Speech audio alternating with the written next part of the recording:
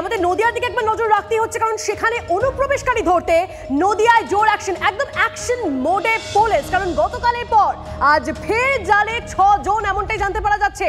3 অনুপ্রবেশকারী এবং 3 দালালকে গ্রেপ্তার করলো পুলিশ। আর ঠিক কি তথ্য পাওয়া যাচ্ছে জানবো, আমাদের প্রতিনিধি আমাদের সঙ্গে মহাদেব রয়েছে। মহাদেব, এদেরকে ঠিক কোথা থেকে গ্রেপ্তার করা হয়েছে এবং এদের বিষয়ে আর ঠিক কি তথ্য পুলিশ দিচ্ছে?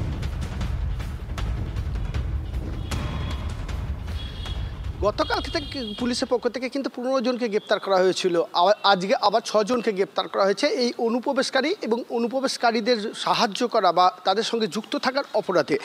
গতকালকে যে 15 জনকে গ্রেপ্তার করা হয়েছিল তার মধ্যে 10 জন বাংলাদেশি ছিলেন, আজকে রয়েছে 3 জন বাংলাদেশি। আর এই 3 জন বাংলাদেশি কিন্তু বাংলাদেশের চুয়াডাঙ্গা এলাকার বাসিন্দা।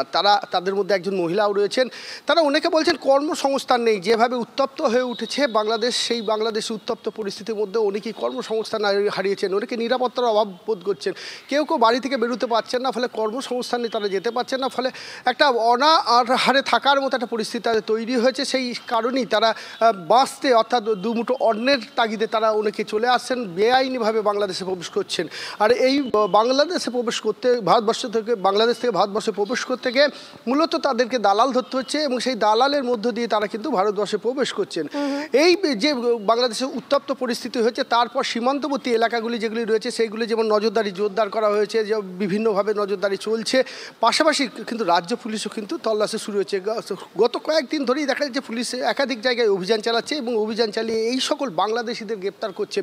মানে বলা যেতে পারে যে সীমান্তের এই মুহূর্তে কিন্তু কঠোর নিরাপত্তা থাকা সত্ত্বেও কিন্তু যে সকল জায়গায়, মূলত নদিয়া জেলার একাধিক জায়গা রয়েছে, বেশ কিছু জায়গা যেখানে কিন্তু সীমান্তের অনুপ্রবেশকারীরা তারা চেষ্টা চালাচ্ছে অনুপ্রবেশের, তাতে সাহায্য করছে দালালরা, যদিও তাদেরকে জোর অ্যাকশনে নেমেছে একেবারে জেলা পুলিশ এবং তাদেরকে গ্রেপ্তার করা হচ্ছে, আটক করা হচ্ছে। এই তথ্যই সামনে আসছে। নজর রাখো মহাদেব, অনেক ধন্যবাদ।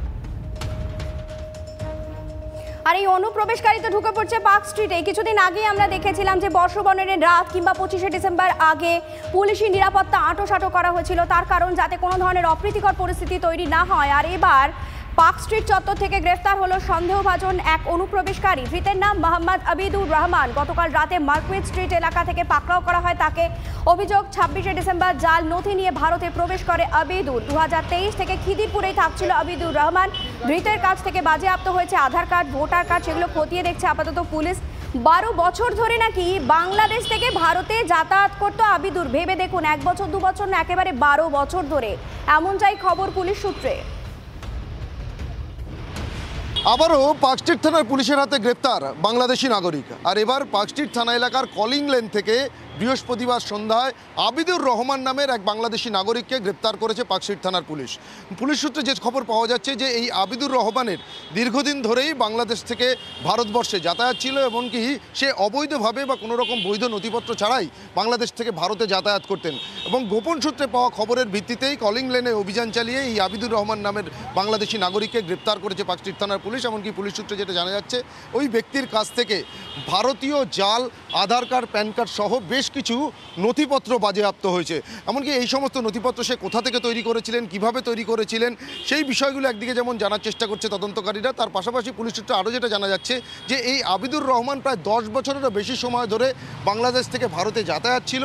এমনকি কলকাতাতে সে নানা ধরনের ব্যবসায়িক কাজের সঙ্গেও যুক্ত ছিল এবং বিগত কয়েক বছর ধরেই কিন্তু সে ওয়াটগঞ্জ এলাকাতে একটি বাড়ি ভাড়া নিয়ে থাকতে শুরু করেছিলেন। অর্থাৎ কোথাও গিয়ে তদন্তকারীরা যেটা মনে করছেন যে এই সমস্ত ভারতীয় যে পরিচয়পত্র বা যে সমস্ত নথিপত্র তার কাছ থেকে উদ্ধার হয়েছে জাল, সেই সমস্ত নথিপত্রকে ব্যবহার করে এখানকার নাগরিকত্ব অর্জন করারও কিন্তু চেষ্টা চালানো হচ্ছিল, এমনটাও মনে করছেন। আরও যে সমস্ত নথিপত্র তার কাছ থেকে বাজেয়াপ্ত হয়েছে সেগুলো কোথা থেকে কীভাবে তার কাছ থেকে এলো সেগুলোই কিন্তু এখন জানার চেষ্টা করছেন তদন্তকারী আধিকারিকরা। ক্যামেরায় পিকুর সঙ্গে সুপ্রিয় গুহ, TV9 বাংলা। এদিকে জঙ্গি নিশানায় শুভেন্দু অধিকারী। কেন্দ্রীয় গোয়েন্দা সংস্থার